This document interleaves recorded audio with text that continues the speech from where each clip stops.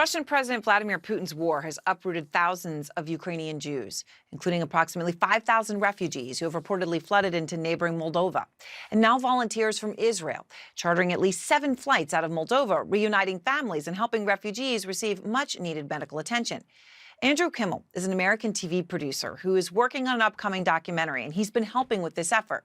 So I spoke to Kimmel earlier this week about what he has been witnessing and doing. So I know you met a 10-year-old boy named Misha who had made the journey all by himself.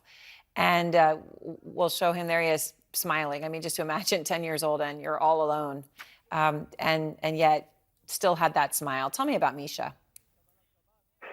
So Misha has his mother and father. Well, his father has to stay behind in Ukraine to fight because of the conscription, as does his 18-year-old brother.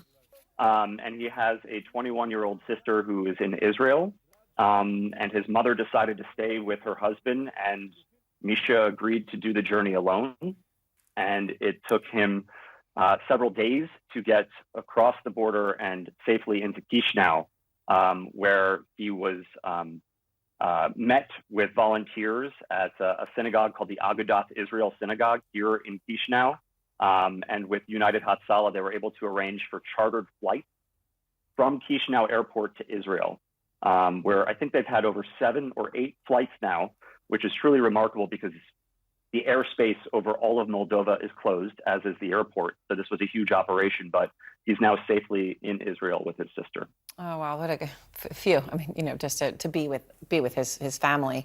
Another story, I know a couple weeks ago you transported an older couple, one of whom had cancer, to the Chisinau airport, I believe, again, so they could try to go to Israel. So tell me about that. And are you seeing, because of those aid flights, are there more Ukrainians, you know, with ties to Israel sort of coming through the Moldova border? Is there an awareness of that now?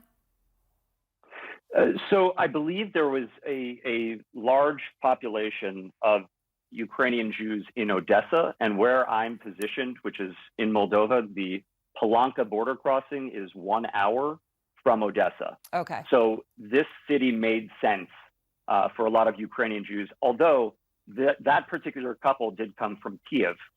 And because they didn't have a lot of funds, for some reason, they were put onto a bus, went all the way south through Ukraine, and then ended up coming back up through Palanka in Moldova.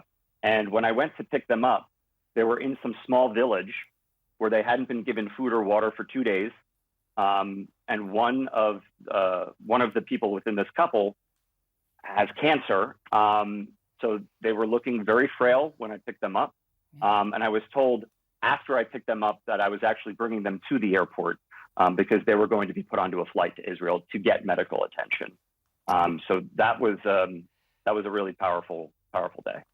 So you've captured so many things already, you know, while there, and in Moldova, you kind of, I guess, you stumbled on these clowns bringing, you know, smiles to children. I mean, it's sort of something you don't think about, but a clown, you know, these children who have gone through so much loss and tragedy.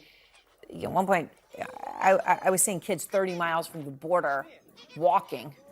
And then when they actually get over to see this kind of humor and joy for a child, tell me about it.